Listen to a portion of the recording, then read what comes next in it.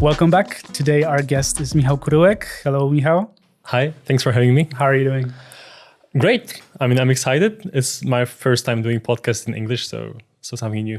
I'm excited too, and I'm sure we're going to have nice conversations. I'm going to introduce you to our listeners. So MICHAԼ, people might recognize you from your social media, where you actively share your expertise on a variety of topics. We have biology, philosophy, psychology, education, business. So you name it, a lot, no? I was looking for my thing. I think I found it recently. Okay. I'm trying to focus more on the brain kind of thing because I'm finishing my med studies. So I'm going for a psychiatry. That's why I'm looking forward for. Great. So you had variety of topics, and now you're focusing more on the brain-related things, which is extremely interesting. So you're also a founder of Wyciskarka Potencjału, which is the largest platform in Poland offering information on scholarships, international exchanges, and other opportunities for young, ambitious people. I can tell from my own experience that I participated. I took part in one of the exchanges, which opened my eyes to a lot of things. So for those who are watching, it's a nice opportunity, and you should just grab it. What kind of exchange was it? It was Erasmus exchange. Like Erasmus, Erasmus one year plus. So six a short months. Yeah, because I was studying in Belgium, and then I had the opportunity to go abroad, and I went to Argentina for 6 months, where I actually started posting things on social media. But actually, now that I think about it, I had to do my own research, and it was super time consuming. Do you know what I mean?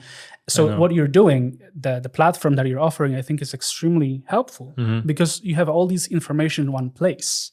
Correct. Yeah. Also, the thing we are trying to deal with, first of all, is that a lot of people from smaller towns, from some villages, they don't even have access to the information per se. They don't even know that some scholarships that could fund their university or any further education.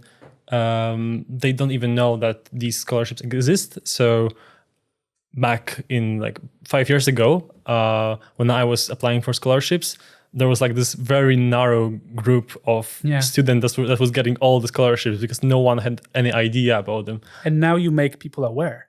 Yeah. Just, this awareness part of your business, which I think is extremely important, that people get to know what is the need also, and that there is a need, and there is chance. It's actually non-profit. It's not a business. I do it for free. Yeah. There you go. Yeah. So it's even better for people who don't have the funds, that they can participate and get informed. Yeah. On top of that, and I need to say it for people who might not know, you've been featured in Forbes 25 under 25, which is quite an achievement. So congratulations on that. Perhaps you want to elaborate a little bit on that. Do you consider this achievement to be a self-made thing, or did you rely on contacts on people? Tell us more about it. It's a really funny story. I mean, I could talk about it for more than half an hour, but basically all these kind of Forbes things, it's not like I have the contacts or anything like this. It was kind of self-made. I had a group of people, obviously, that we worked together. I mean, it's not just me. It was like a group of the whole foundation, a lot of volunteers engaged. So that was not just me. I was just chosen for the promotion of Wyciskarka Potencjału. But the funny thing about Forbes and any other kind of competitions, it's that it doesn't really matter what you do. It doesn't matter how successful, how long you do it, how many hours per day you put into it. The only thing that matters is how you sell yourself. So your personal marketing is basically on top of anything else.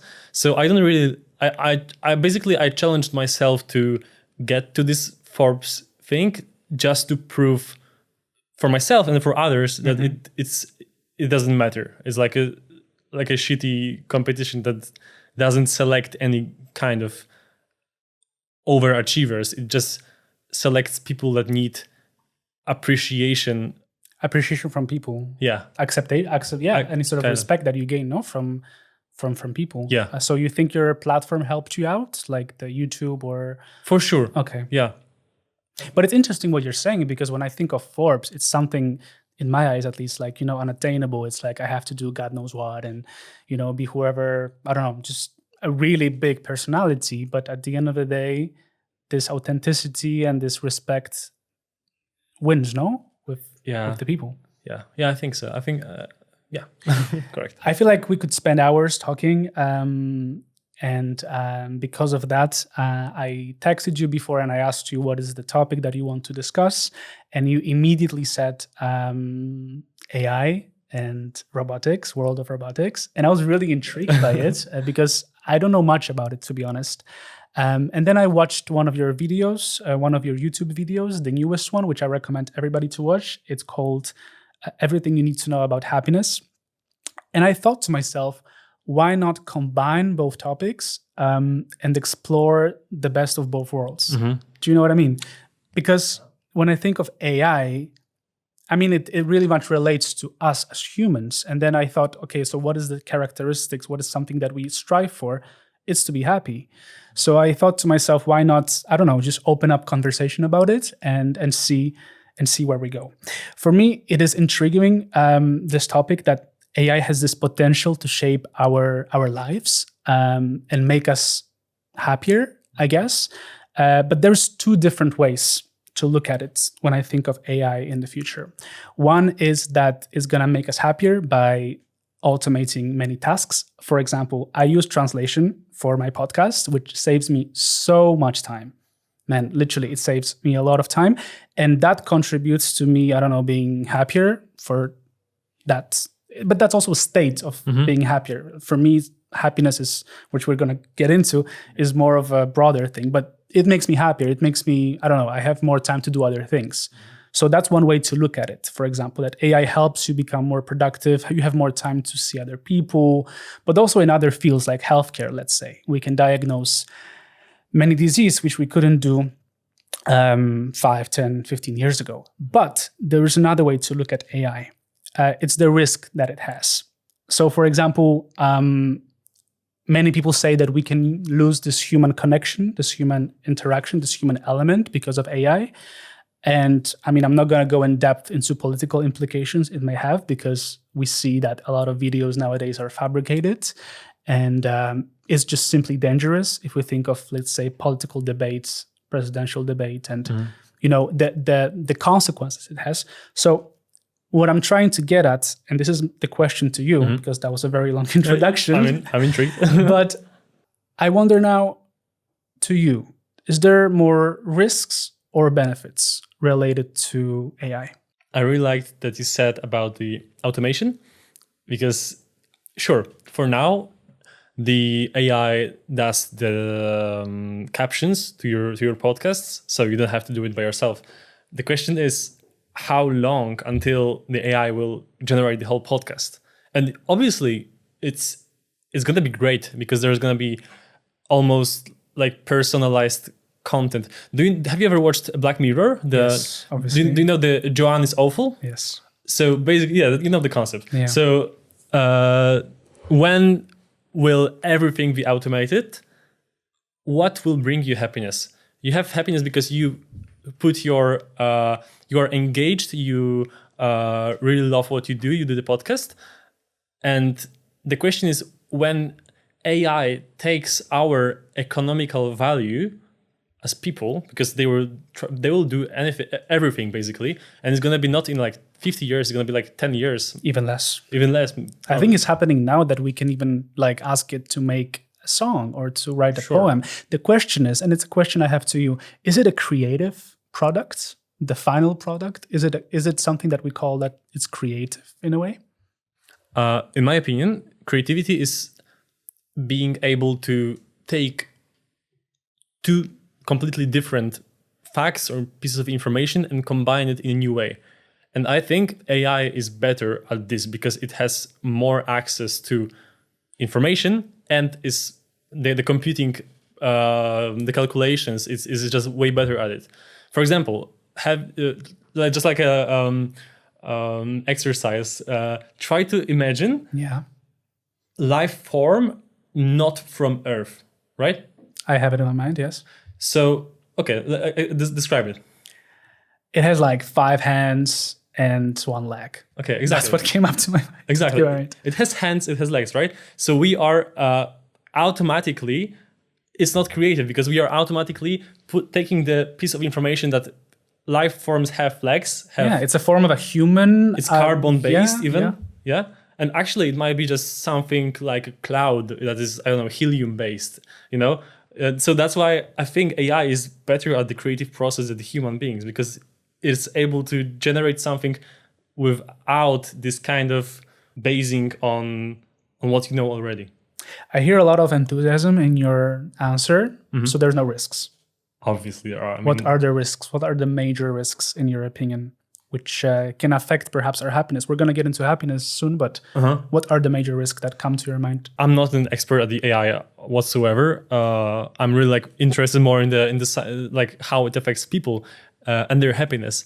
And so what I was saying is that when we lose our economical value, we start to lose our goals.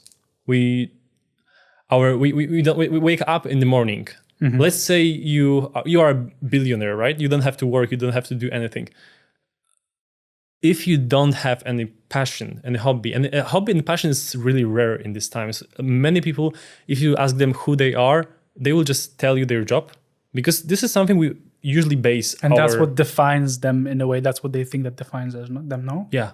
Yeah. And that's the problem, I think, because we should, I believe we should think for the future and like try to base our like identity on something else than our job, because this is something that we are really going to lose in our lifetime. Can it create new kinds of stress or anxiety? Like it's a new thing you have to be stressed about, right? A vision of losing your job in 20 years, and not just losing your job, losing any economical value. You will not be able to earn money because your time won't be worth anything. Right now we pay for social media, we pay for YouTube by watching ads, right? In 20 years, our time, our attention won't be worth anything. Right? This is scary for me. It's quite scary to think about. I've never thought about it this way.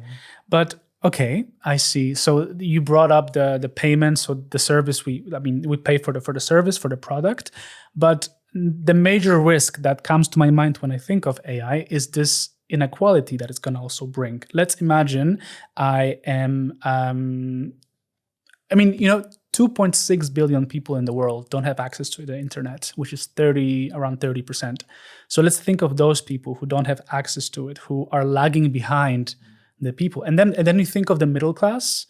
Sooner or later, they will also need to pay, and they won't have means to pay for it, which is going to bring us to the elite, to the 5% of the world who have access, who have control of it. What do you think of it?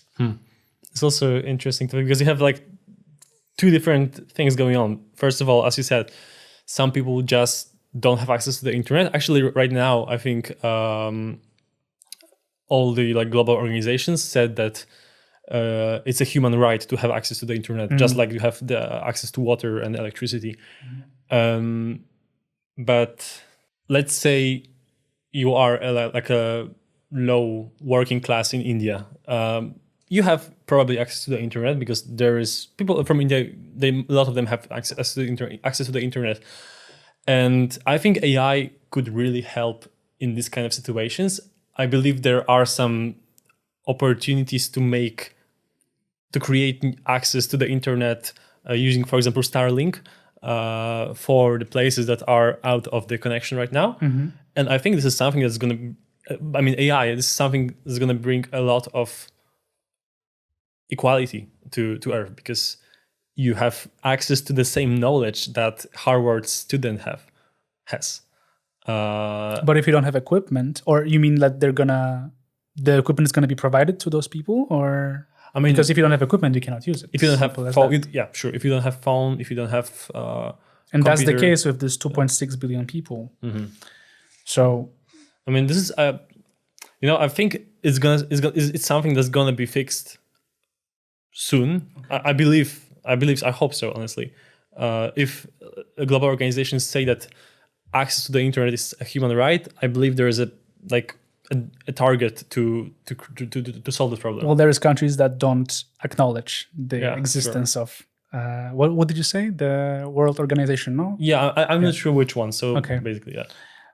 It's really interesting. But yeah, also another topic that's really concerning me, I think the most. I mean, we are talking about AI. I'm not expert once again. Me neither, to be honest. Yeah, but it's an interesting topic, right? So what I mean by losing the economical value is that in a few years, AI is going to surpass human when it comes to intelligence, right? Right now it's lower. But when it does, all the lawyers, all the doctors, developers, anyone who uses their intellect for work is going to be in danger of losing their economical value. So, yes, so people will sort of lose their job. There's going to be a differentiation in the market, but then on the other hand, people might gain jobs, no, related to AI. Let's say technicians or experts. This is really interesting. Harari, you know, Yuval Noah Harari, he's like a great writer. Did he write the 21 Lessons for the 21st Century? My favorite book. And also the Homo Deus and the book about tomorrow. Yeah, anyways. Sapiens and Homo Deus, yeah. Continue. Harari wrote in the 21 Lessons for the 21st Century that this industrial revolution that we have right now is the first one in human history that will not create any new jobs. And this is quite terrifying. And, well, it's also quite interesting because we are going to lose our jobs and there won't be any new.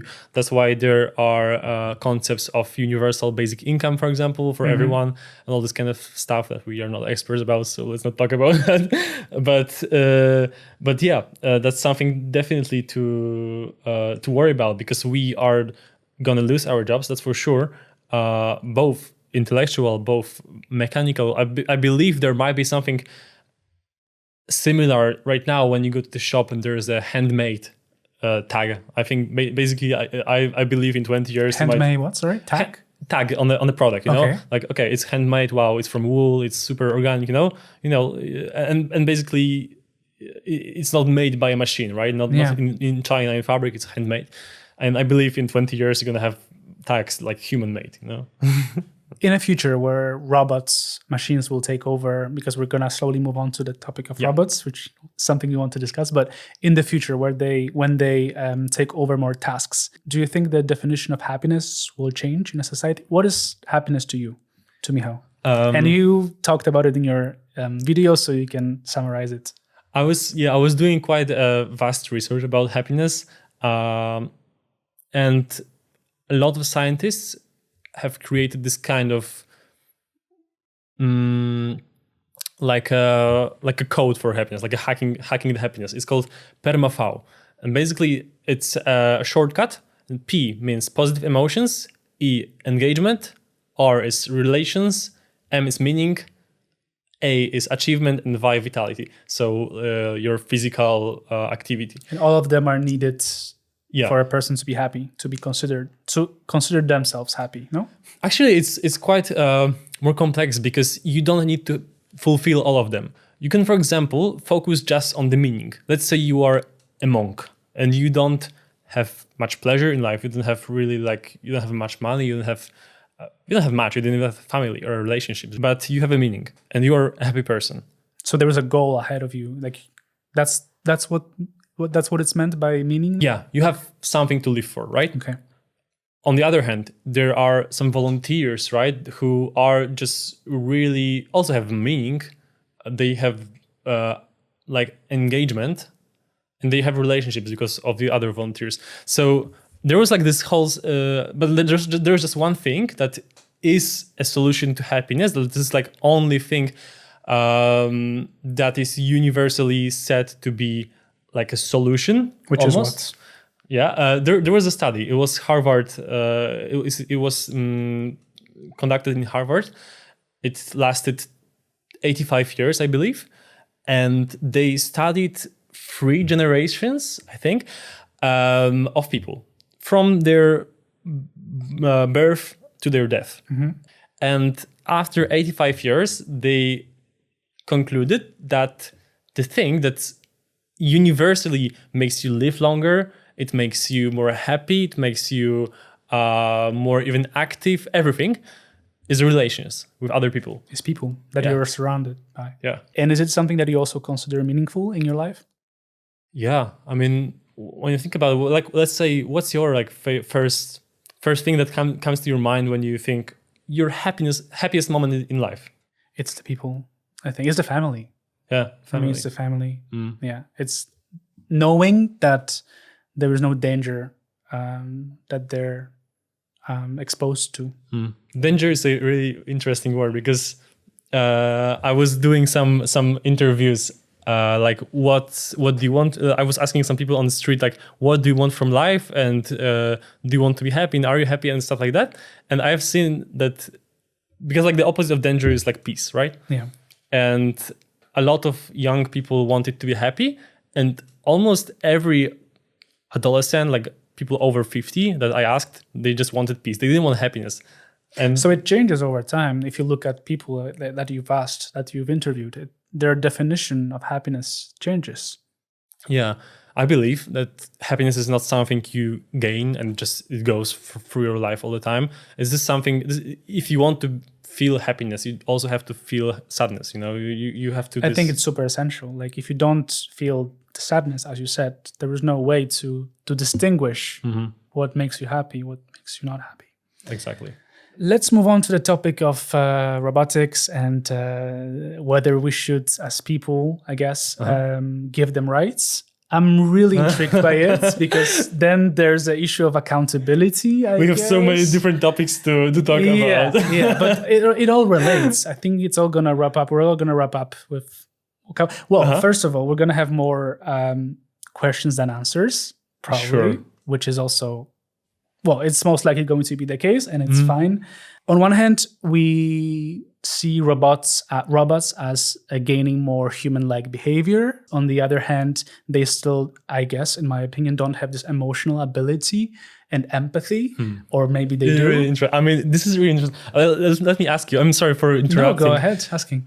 What is, in your opinion, like emotions? Like, what is it is for you? Like kinds of emotions, or no, like to have emotional intelligence, or just to feel emotions? I think it's both. Okay.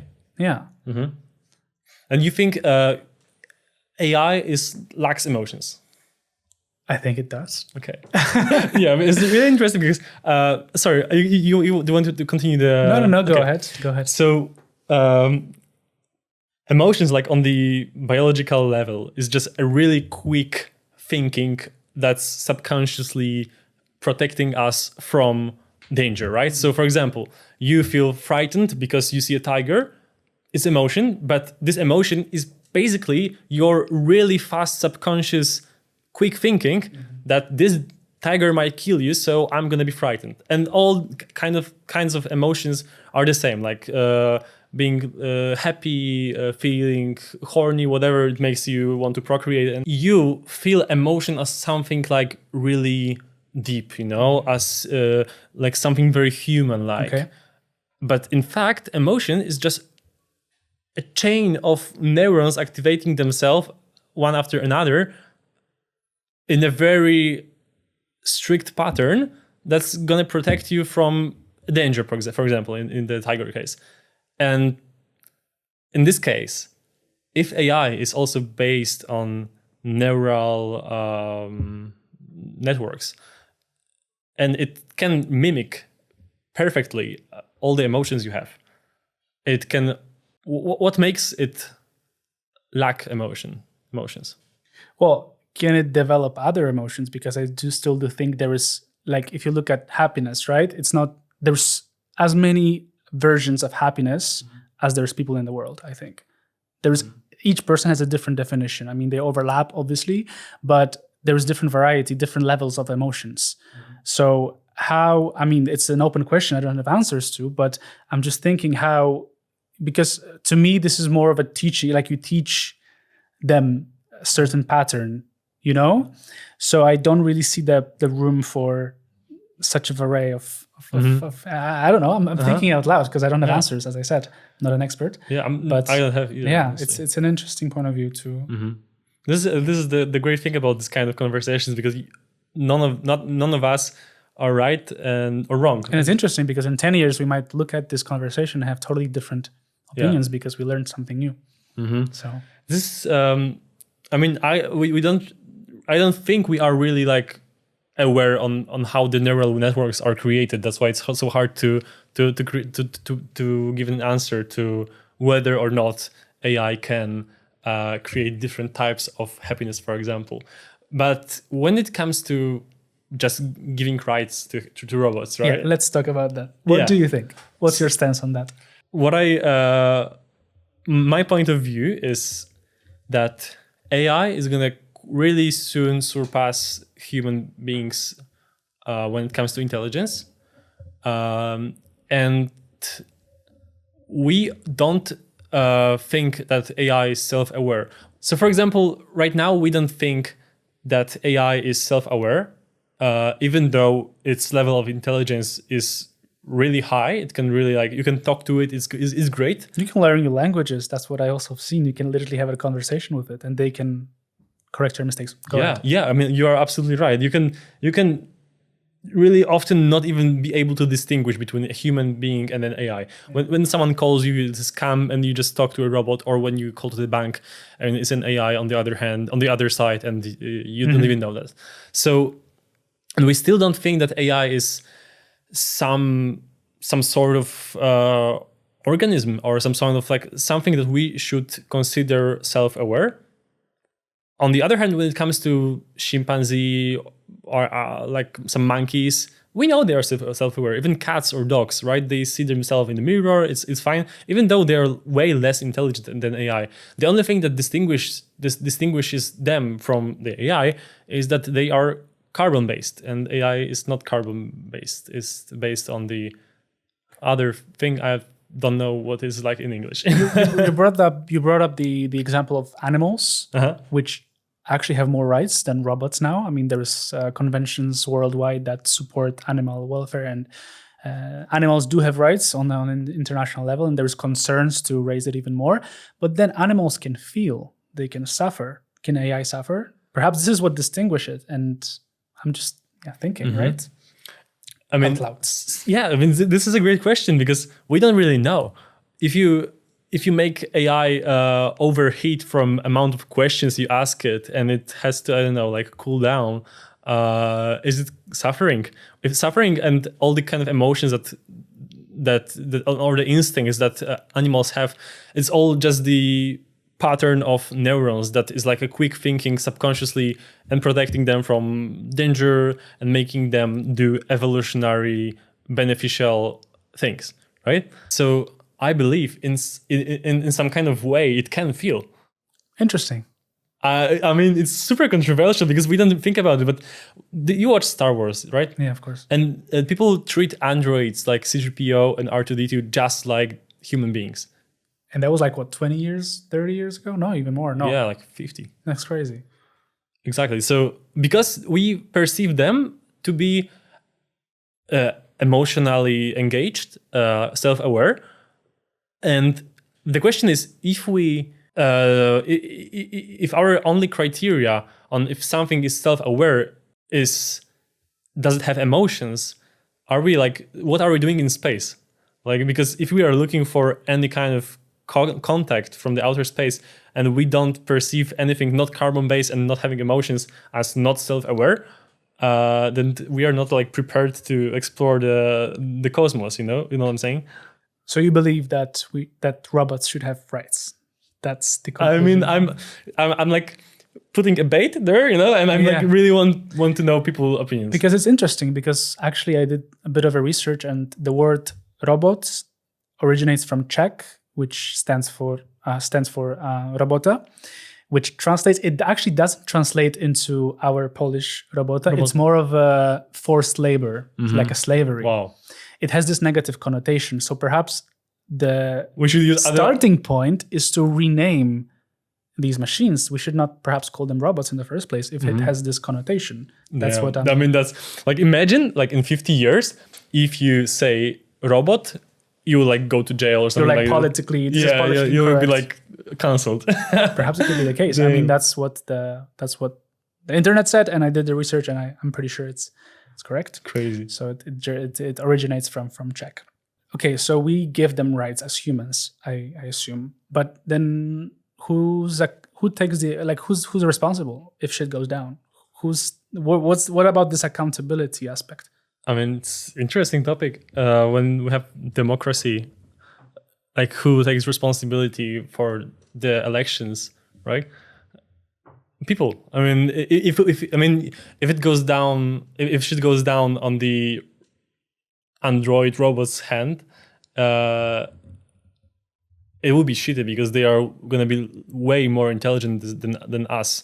But I really don't know. I don't have answers. Yeah. But it's just interesting because, as you said, they're gonna surpass us at some point with the intelligence aspect. So perhaps it's gonna go down, and then they will find a way to surpass us even more with the consequence that it might bring about.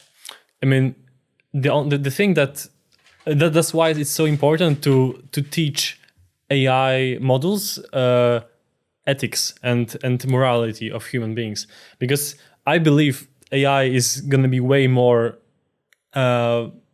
ethical than human beings, because it's not going to think only about itself, because there is no self when it comes to AI, right? There's just rather one huge computing system that's gonna care about rather future than the presence and its own, I don't know, wealth. So you think it deserves to have rights similar to human beings? I really don't know, man. I mean, I think so. I think it's gonna be it will be really interesting if we did include AI systems in the self-aware, conscious kind of criteria, just as human beings. But I think it's going to look totally differently. I mean, we don't have answers to it, but imagine it breaks the law. What, it goes to jail? Why would it break the law? Oh, because it wouldn't break the law in the first place. Exactly. I mean, interesting. Which means there's going to be a different set of rules created for them. Yeah. I mean, if it could break a law only if there is a malfunction in it. And the malfunction is responsibility of people who created it. Yeah. So then, are they accountable? Are they the ones responsible? And they should go to jail, and they should... I mean, I'm just thinking, right? Yeah. If there is a big cataclysm and people die, this really hypothetically, who's the one to blame? There's right now there are AI systems that help in hospitals. For example, radiologists who look at the scans of X-rays or CT scans, and AI systems help them check if there are any tumors that they didn't notice or anything like that.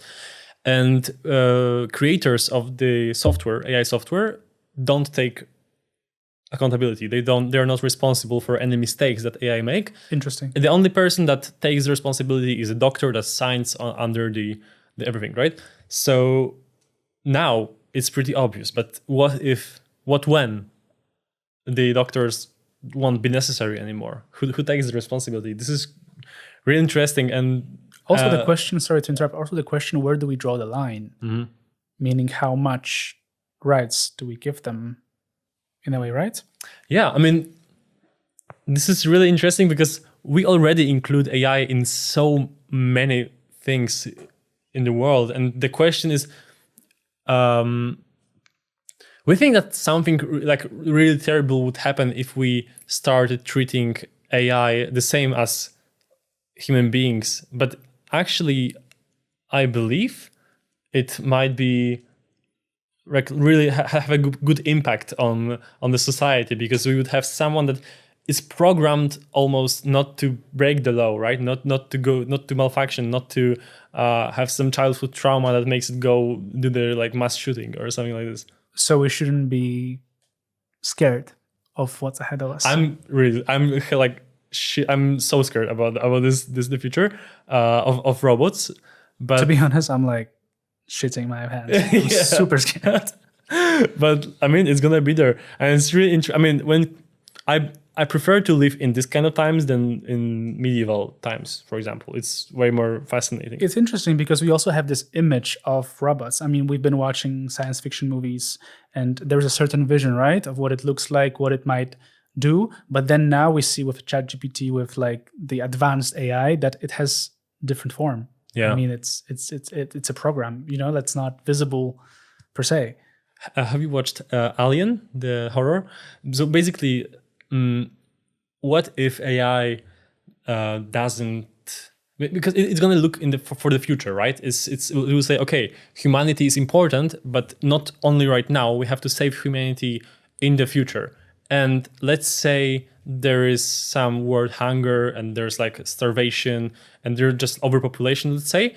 And AI thinks, okay, we have to save humanity. And my calculations say that in 300 years, people will die. There will be like mass extinction because there will be overpopulation, everything. So we have to kill 90% of humans and control their birth, right? Okay. So, for example, just to save humanity, AI would, potentially, I could see that happen if we don't teach it properly ethics, kill almost all of us just to save us, right? But in thinking of the future. Interesting, but it's an interesting vision, but also might be scary. Yeah. So it all looks like it's sort of beyond our control of what we know. We might suspect, right, about the future, but we're not 100% sure. But what we are sure of is how we feel at the moment, and what we can do with the technology that surrounds us for the moment. So, what, in your opinion, is the cure to be happy in this world of technology? Let me put it this way. Yeah, I can just say what I try to do is like not to really look forward for the future and for like monetary like success, not like for the financial success, but rather for the engagement. Like going back to the That's part of the happiness. Yeah. Engagement, meaningful in relations is something like super important for me, for example, right? So I really take care of my friends and try to stay in touch with them, meet with them, and have something apart from my job that's giving me value. To have a goal, right? Yeah, because this is really interesting because we have in PermaV, the model I said before. The first one, P, is for the positive emotions. So it might seem like, okay, we can just, go gamble, take cocaine and jerk off for the whole day and we're going to be happy.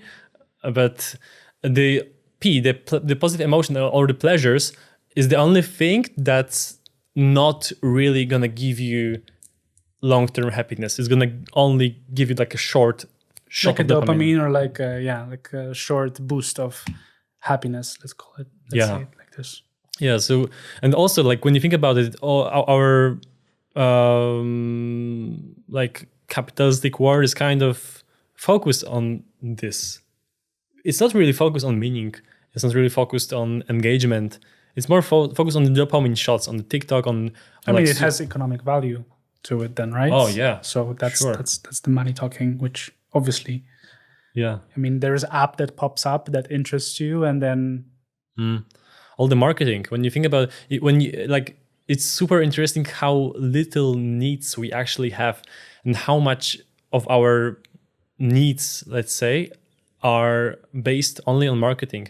If you detach yourself from any ads, from any billboards, for example, for 2 years, it might just come out that you don't need anything. You don't really need. You're just bombarded with those things, and you think you need it, but at the end of the day, you might not need it. Exactly, and you just go for these short shots of dopamine for the positive emotions that are scientifically based and proven that they do not bring happiness. And this is something we are as human focusing the most in our lives, right? But now that I think about it, let's say, imagine I jerk off and I know it's going to bring me happiness. I'm going to do it because it's so easy to do it. Yeah.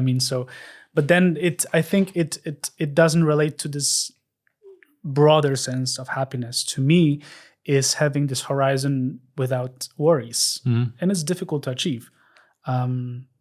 So I'm just thinking. Yeah, sure. The peace that you talked about before. Yeah. Perhaps I'm getting old. Yeah.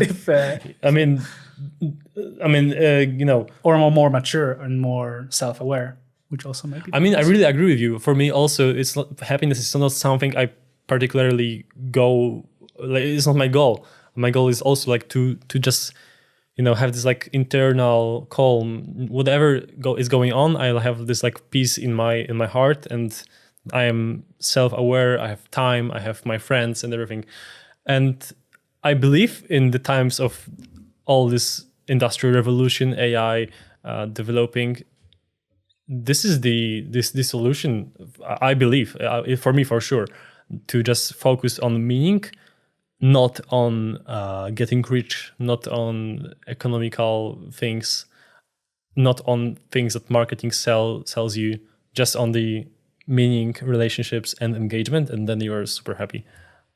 And we're gonna wrap up now, but I want to go back to what I said at the beginning, to the things that you do. I mean, that brings you joy, that brings you the goal, right? Mm-hmm. So, do you consider yourself a happy person? Yeah, I mean, no, I wasn't happy for a long time. I still have depression, and I'm like on therapy, and I take SSRIs, like the drugs, but I believe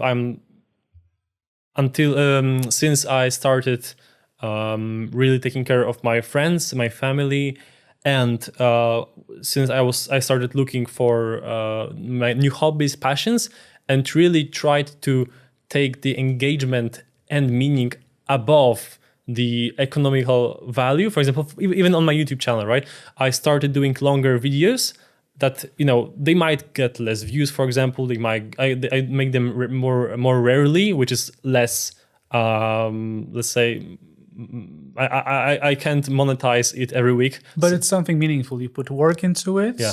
You have certain vision about it, Mm-hmm. and then you make a video, and that screams authenticity, I guess, which also is important aspect of Exactly. And you talent. don't think, money is not above it, so that makes it worth it and meaningful. Good. I think with that, we're gonna wrap up. It was a pleasure talking to you. Do you have any last words you want to say? I really think we have talked about everything. So I'm good, but thanks a lot for having me here. It was a pleasure. Thank you. Thank you. And I wish you all the best with your future endeavors. Thank you for watching us, and I hope to see you next time. And don't forget to subscribe the channel. Do it now, right now. Just do it. Just do it.